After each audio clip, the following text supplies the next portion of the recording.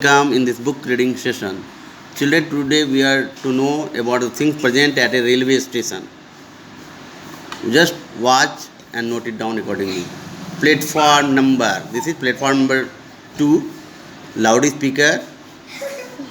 Timetable display. Railway train. This one is railway train. Then come to luggage. This one luggage.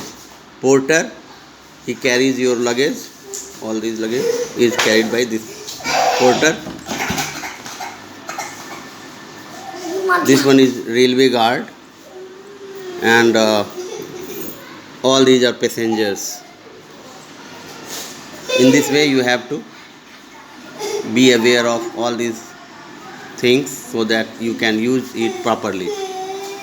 Thank you.